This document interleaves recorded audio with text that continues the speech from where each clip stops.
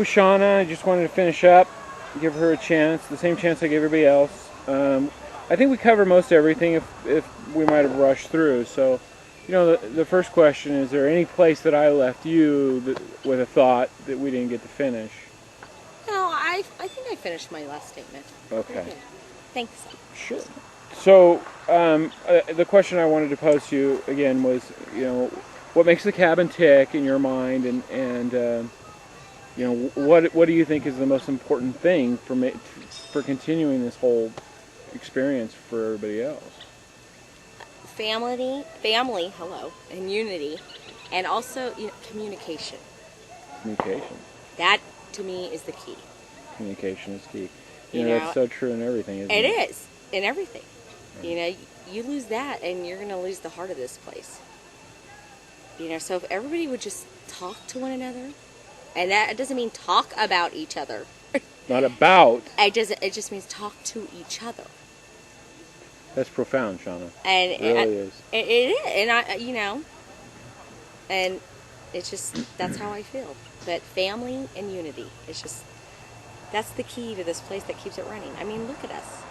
God, Joey, I can remember when we were knee-high, and, we wanted to play with Billy and Tony, and they wouldn't let us, and, and now look at us. It's amazing. Now we have kids, and we're raising them to try to play together with one another. Right, and to get along. Exactly. Which is a job. Exactly, So. which is a job. And up here, sometimes it's even a bigger job because there's so much property, too, Yeah. So, but God, I love this place. I can't even, it's such a part of me.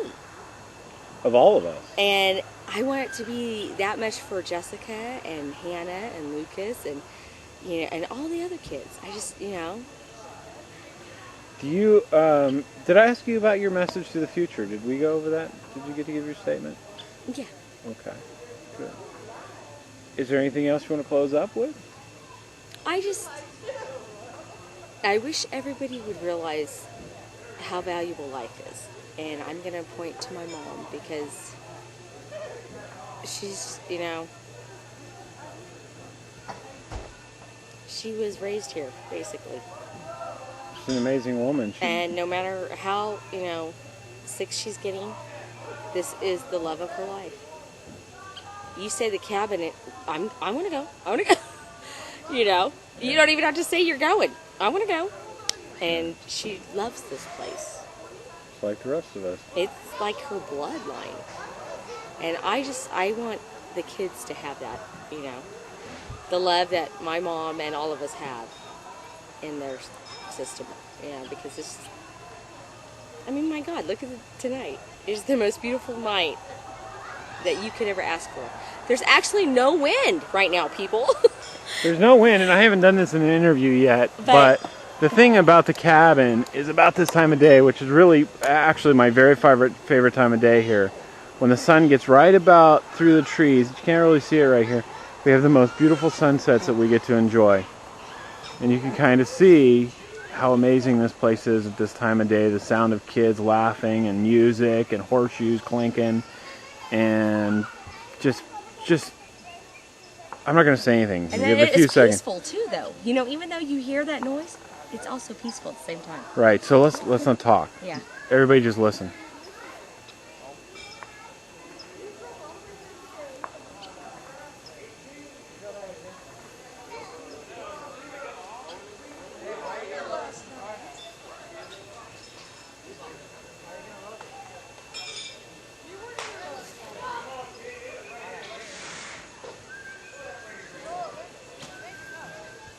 And for the record, it's 9 o'clock, 4th of July, Sunday night.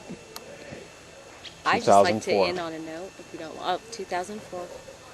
You got it, Shauna. God bless America, and peace on earth, and just happy Independence Day. Bring our troops home. Hallelujah. Thanks, Shauna. Hi. What's your name? Jessica? How old are you? 4. And who's your mama? Mom. Shauna. Shauna. Hey, Shauna. How long have you been coming up here?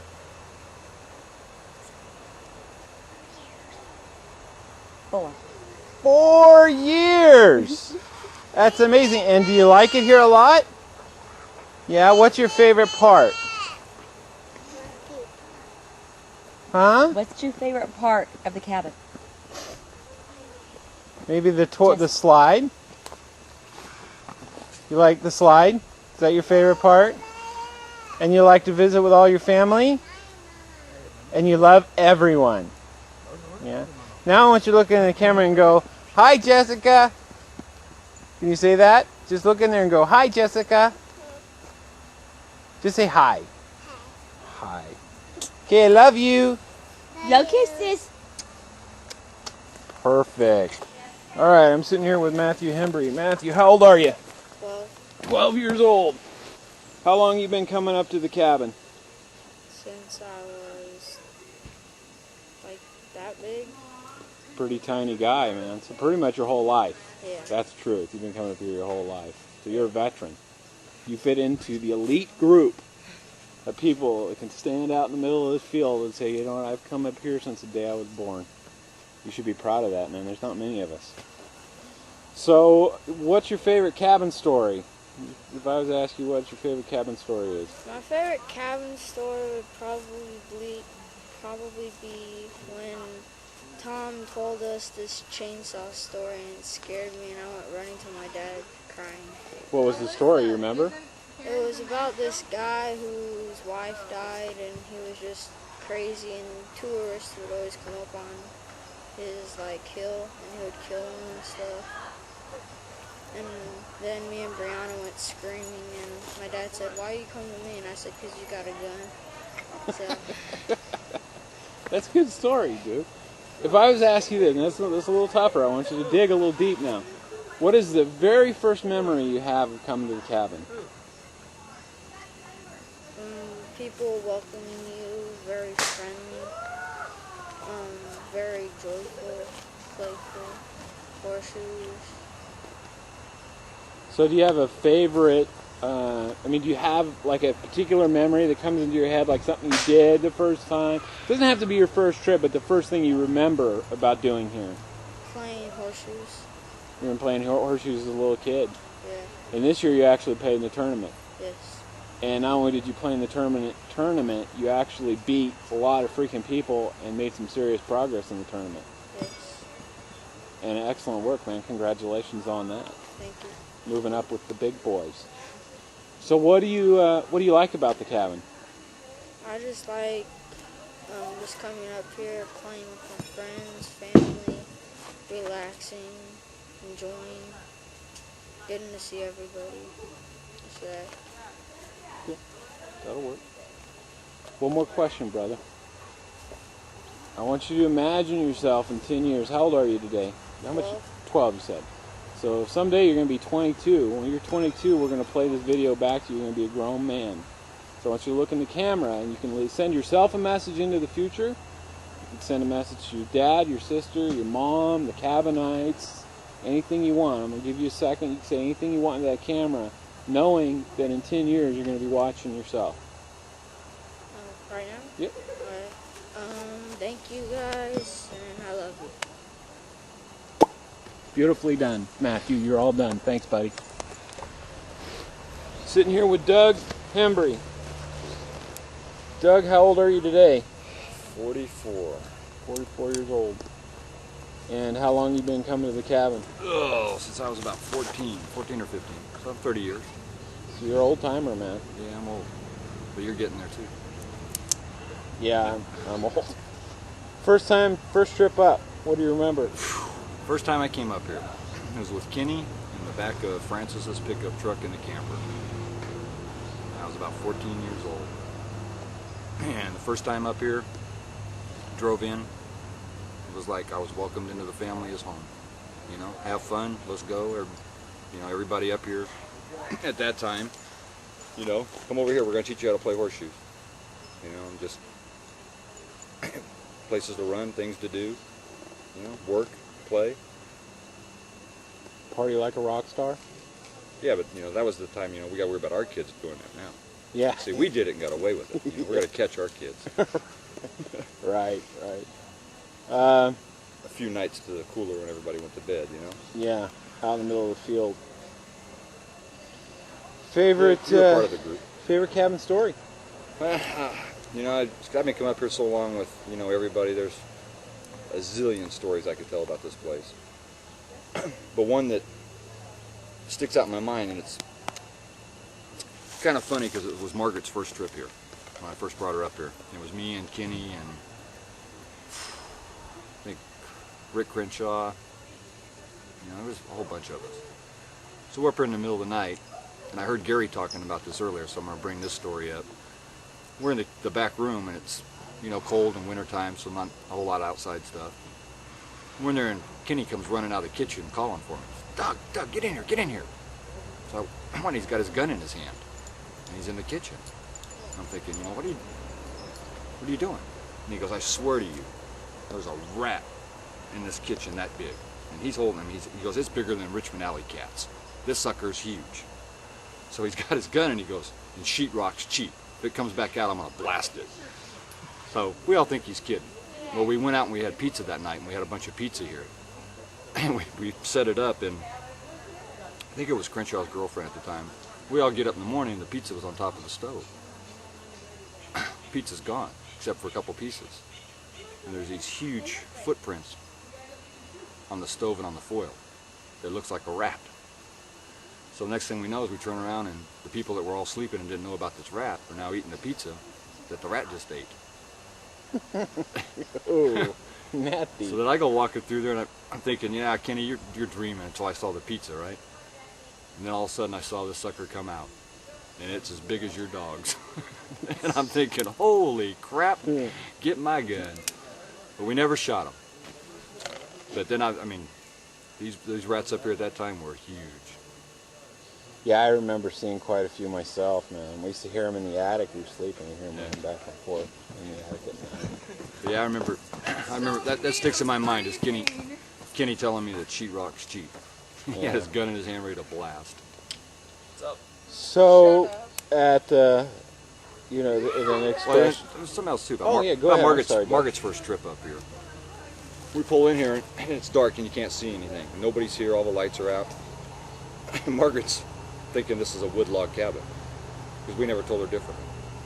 And we're driving in here, and she's like, where's the cabin? We're here. There's no cabin here. Where are we at? This is it. Welcome to the real world. Have fun. She fell in love with the place and been coming up here ever since, and always wants to come up here. She's looking for cedar logs and a nice little she's porch. looking for a log cabin. And we had her going the whole time. Me and Kenny were just like, yeah, it's great. You'll love it. It's a nice cabin. Indoor pool. Yeah. Air conditioning, saunas. Yeah, that's cool, Doug. I never heard of that one. Yeah, we had her believing it was a nice wood log cabin, and she was going to a resort for the weekend. All right, so where was I? Oh, all right. So the next question I have is, why do you come up here, Doug? I mean, To relax, see everybody, enjoy the environment, let all the crap in the city go away, and just get a peace of mind. You know, you come up here and you can work, and you can relax, and think about other things, and do other things. fair answer. Last question I've been asking everybody, not really a question, but an opportunity. You've got, you're going to be looking at this tape. I was just telling your son, he's going to be 22. He's going to be watching this. You know, your daughter will be even a little bit older. This is a chance for you to send a message to your wife, yourself, your kids, or anybody else you want, something you'll be looking at in 10 years, and what's going to make you smile. That we're all still here having a good time. All right, man. That's what it's all about. That we're all still, we've all been together this long. Let's finish our lives, pass it on to our kids. Good answer, Doug. All right, man. Thanks, brother. You're welcome. All right. This is Doug Hembry. Now I'm getting to do the interview. I'm here with Joe Eaton. Now he gets to tell us all this stuff since he's putting everybody on video. So tell me your first memory of coming up here. Well, I clearly remember, there's a couple things I can remember, but one of my favorites is one time we came up here on Easter. And it was Tony and Renee and Shauna and Diana and Bill and I, and then of course the big kids, Nanette and Gary and Kenny and Andy and Debbie. they were all older, so they had their own bag. You know, we were kind of segmented in these little groups, you know. And little kids, we all came up here Easter and it was raining. And we were all disappointed in that, driving the parents crazy. And a couple little side notes is, first of all, there's that cast iron sink back there by the old gun rack, you know, and the old washing machine and all that stuff. I remember taking baths in that thing. In fact, I remember all of us taking baths in that thing, and you know, as little kids. So that kind of gives you an idea of how young I was in my early memories, fitting into those tubs. But on that trip, I remember we were driving the parents crazy. There was nothing to do. So Joyce was here, and Helen, and my Aunt Velta, bless her heart, and they gave us paper plates and crayons and said, we want you to draw turkeys and rabbits on these paper plates. They showed us if we colored around the edge where those little bumps are, they'd make these little designs. And we spent, it seemed like, anyway, in retrospect, hours doing these little bumps and coloring all the way around. And those things sat in this cabin for years. You'd still find those things. I think they're all gone now, but for years and years after that, you'd go into the cupboard to get a cup. Stuck behind there would be this paper plate with a little turkey drawn on it with the circles around the edges. And I remember that. Any of them have bullet holes in them? Yeah, and a lot of them, rats ate it. A rat ate some of them. True. So how old are you now? I'm 38. 38 going on 37. So how old were you when you first started coming up? Can you remember? Before I was born. I was up here when I was still in my mama's belly. So you knew the place before you saw it? Yep, that's right. And every freaking corner of this property, I could tell you a story. Everything from, there used to be, just like this ditch here, now not quite as deep, you can't see it's off camera, but we all know what it is. There was another ditch that ran towards the slough. And it wasn't quite as deep, but it ran straight out. And I remember playing with Renee and Terry and Bill and I in that ditch. And one time Renee and I snuck up on Bill and Terry, and they were kissing right there in that ditch. And from that point forward, they were known as kissing cousins. And you know, I mean, I could walk you, you know, in my head here across this property and tell you a story about every corner of it. And I got to tell you how much, you know, I love this place. You know, I mean, that's the neat thing for me.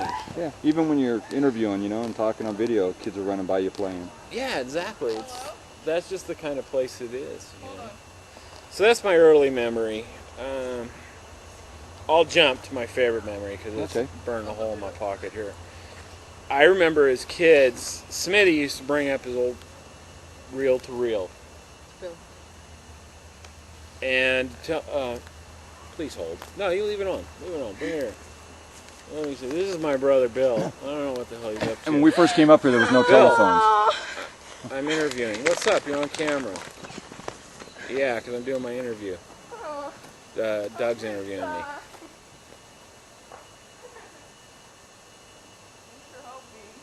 Okay. Uh-oh. And I did too, and he's gone. They went swimming. Yeah, I don't have any cash though, Bill. I'm in the same boat as you, come to think of it. So, Kenny, you know, this will be 10 years before you see this, but we owe you $50 for hats. With interest. With interest. I think we're up to about $200. He's sending the check to you in the mail, and so will I, brother. Alright? I gotta get back to the interview. Later. And Bill said to say he miss you and he loves you and he's sorry he didn't say goodbye. You know, he drove out. I was waiting to try to catch him and he left too quick. There you go. I love you, Bill. No worries. See you soon. Bye. Alright. So where was I? Oh, my favorite story. Favorite story. Smitty used to bring this reel-to-reel in. And it was sitting in the back room, and we used to do these shows. You've heard about the shows from several people, but my recollection of that was that we'd play with these tapes and make tapes. And we'd tell stories to each other and play them back. And sing songs into his reel-to-reel and record them. And we had so much fun with that. Well, I had completely forgotten, well, not forgotten, but kind of buried those memories. And one day, a couple years ago, we were all sitting around the campfire doing our nightly talk, and we mentioned it. Smitty looks at me and says, you know, I still have those tapes. I said, come on, man. He says, no, I got them tapes. I got a reel-to-reel. He said, I'll bring them to you.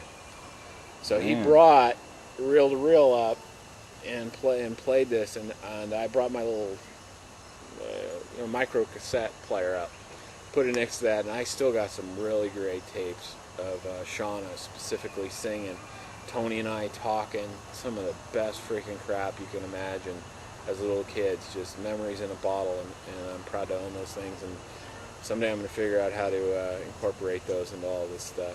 We need to transfer them to DVD or exactly right. VHS. Do MP3 or create a, so we can look for that coming up someday. But anyway, so another favorite story is, one of the things that we used to do as kids is we would get in that back room, and there was 4 or 5 beds back there, and our favorite trick was to go back there and play a game called bed tag, where we would jump from one bed to the other, to the other, to the other, like 5 kids just doing a circle, trying to tag each other.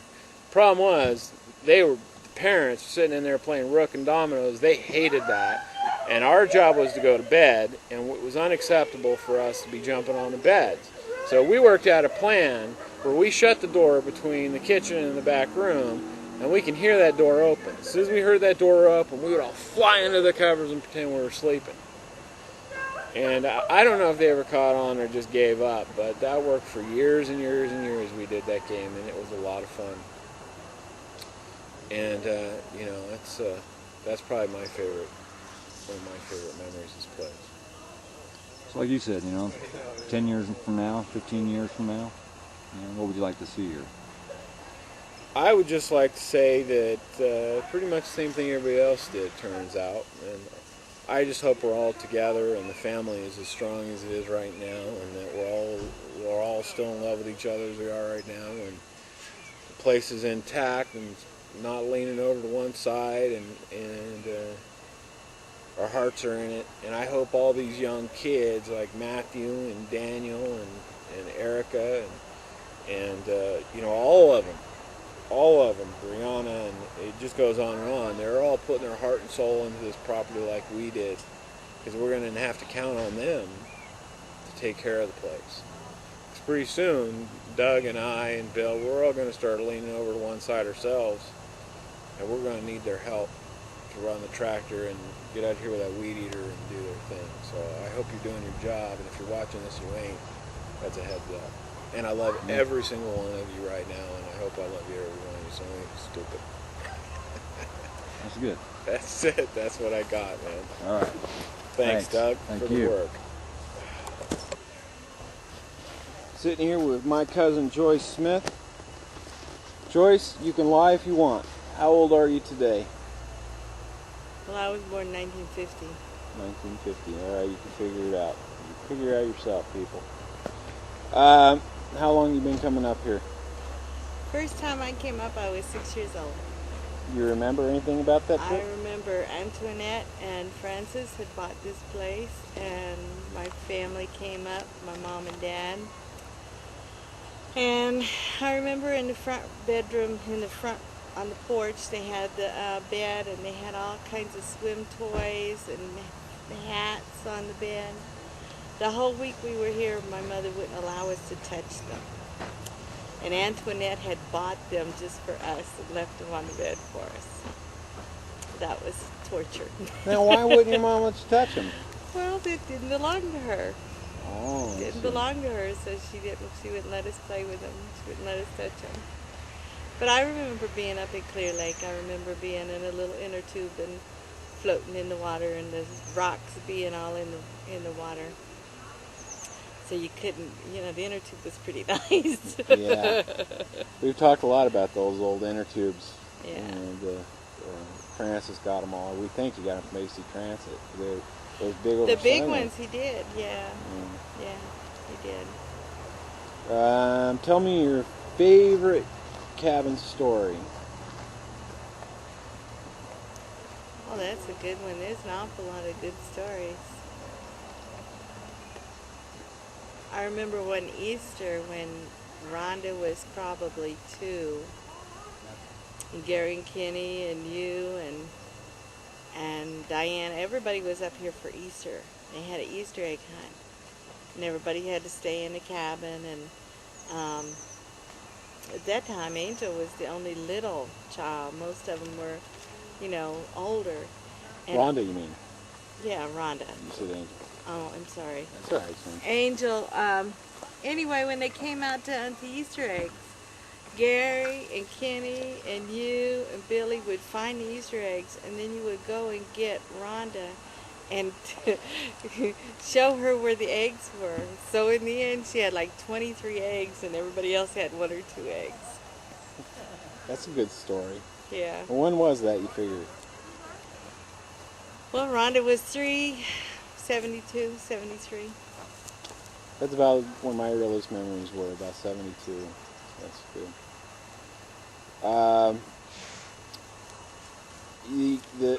The cabin's gone through a couple phases in our lives, with Francis and then with Flo. What did you like about each one? And how do you feel that they were different, and which is your favorite period? Well, I always loved when Francis had come up. He painted the cabin, the greens and the peaches, the AC Transit colors. Smitty was working for the paint department at that time, so they'd get gallons of paint. They'd come up and they'd paint everything. They painted the maple chairs in the green and the orange in the kitchen. Everything was painted in those colors. That's about the time they brought those signs. So I'm back with Joyce. So we had a little technical problem. The battery went dead, so we had to regroup, move the camera around a little bit to get some power. And she just finished telling us about Francis. And Joyce, go ahead and continue. You were talking about Velta next, I think. When Rhonda was a baby, I lived with Aunt Velta for a while, and through the winter time, we would come up and go looking for property. Aunt Velta always wanted to buy a place here, so we would come up when it was cold. We'd have wood burning in the stove in the kitchen, and we would cook on the wood stove. And pretty much that was the only heat in the place. So we pretty much lived in the kitchen. But then we would go around to different properties and look at different properties. I remember specifically a place not far from here that was 9 acres for $9,000. It was like in a pie shape with huge rocks in the background. I loved it, and I begged her to buy it, but she didn't buy it. There was another place full of old antiques and the old refrigerators, and oh, that was an intriguing place to go. But again, she didn't get that place. She searched for several years, and she eventually did buy a place over by the Red Barn. Not far from here. Almost throw a rock at it from here. Yeah. I think that's what she was looking for, a place just like Clear Lake. Tell me a story about my dad and the cabin. Well, I love your dad. He was always good to me. When I moved here and I was 18, I hadn't grown up with everybody else, so I was kind of a stranger. Aunt Velta took me in, but your dad, he took me deep sea fishing, and he took me camping. Of course, it kind of worked out good because you guys were just at the right age, and I was the right age for a babysitter, so I fit in pretty well. But when I was pregnant with Rhonda, we were up here for July 4th weekend, and I had been pretty ill, and I had been sleeping in the back bedroom. And probably about 2 o'clock, Leo had set the 3 of you and himself in the bed in the middle room. And when I came out of the bedroom and saw everybody asleep, I was tiptoeing through. Well, you stuck your head up and looked at me and you said, "What do you have under your blouse?" And I just kind of laughed. I said, "My tummy, you know." And so I went on outside. So later on in the evening, Francis and Smitty, you know how they were teasing me about swallowing a watermelon seed. And of course, then you popped up. I knew it was a watermelon. You thought I'd snuck in that back room and stole your watermelon. That's pretty funny. I don't remember that. I remember it clearly. I'm sure you do. It was quite good. That's pretty funny. I loved coming up with Ruth and Frances for a long time. Frances and Ruth would come up and bring Gary and Kenny, and the boys would go out with their rifles or their little BB guns and shoot cans for hours and hours. And Ruth would always bake a homemade cake. I loved Ruth. She was a Christian lady. She was always so gentle and always had a smile and a hug for everybody. And Yeah. worked her tail off. She was a neat lady. We had a lot of neat ladies in our family, so it's kind of funny because sometimes you want to lose one in the batch because you had obviously Velta and you had Right. Ruth, you had Velta's Helen. a pretty person, a pretty powerful person. Yeah, Helen was a pretty strong person too. Yeah. So we had a lot of neat folk. They've moved on, but not forgotten. That's for sure. So. Antoinette was a pretty important person too. When she was married to Francis, they had bought this place. And Francis always made a big joke about this was her gift to him. When they divorced, this was the only property she let him keep. But years later, I went with my mother to visit Antoinette, and we had gone into an orchard, and she had an orchard where they had apricots and plums, and I remember running through that orchard and them just being the best fruit I ever ate. But I do remember her as being a very loving and generous woman. She and Frances didn't get along, but she was still an important beginning for Clear Lake. I never knew the lady, so you got me on that A one. lot of people didn't. I will put this tape away in a box, and I'm going to leave it there for 10 years. Not going to look at it, not going to touch it. And in 10 years' time, we're going to have a little fiesta. We're going to sit down in front of the TV. I'm going to plug this in, and we're all going to sit back and watch it. So I want to give you the opportunity to send a message to yourself, to the Cabanites, to your grandkids, to your kids, anything you want, knowing that you won't see it until they're 10 years older than they are today. And I give you the floor. I think life is what you make it. I think Clear Lake means different things to everybody that come here. I think some people just leave their burdens behind and come to forget everything and restore their soul. There's some timeless quality of sitting under the oak trees that just heals our hearts. And I hope that Clear Lake still stands and that we don't have to divide it, or I hope it still stays this way, because I think it's crucial for each person individually, but also it's amazing that the family can come together and be themselves. All the time we always hear about weddings and funerals, but at Clear Lake everybody can come and have a good time, and yeah, we have bump heads, and it can be a little irritating sometimes, but that's part of being family. It's the glue that sticks us together, and this is something that's being lost in the world today. Everybody goes off and lives their own life and forgets about the family. Makes me wonder what other families who don't have this sanctuary. This is really what this place is. It's a sanctuary. You cross the road. A legacy. Well, that leads me to my last question to you, Joyce, and it's an important question I've asked everybody. What does it mean to you? When you think about the cabin, what is it all about for you? Why do you like it here? Why do you come up here? I don't think I can answer that question right now. It's bigger than words, maybe. I have to think about it for a while. People cross the road, and they cross that ditch where the gate is. And people like you and I, and even some of the newer folks, and right up through the Hembry's been coming up here for 30 years and so on. you know, we would all tell you that the second you cross that road, it feels like everything falls off your shoulders.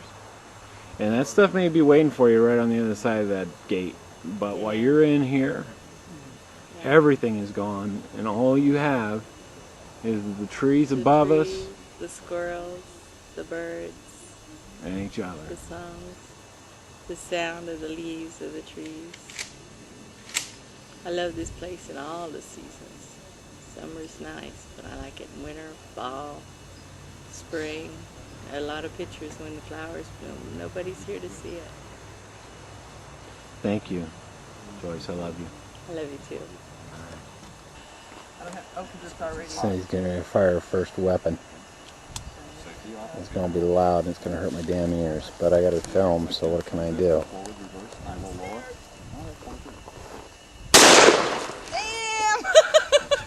I'm sorry, Joe. And then. Oh. Now you have another round. Okay. Do a little lower this time. Point down. Yeah, that really hit.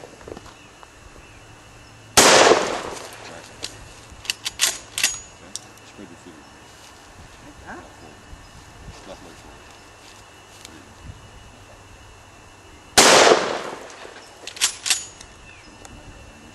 Straight. Safety line. Racket.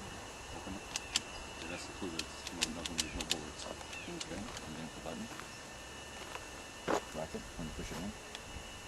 Oh, you have to hold it and it? And Okay. then leave it like that. Now double check the chamber. And double check the tube.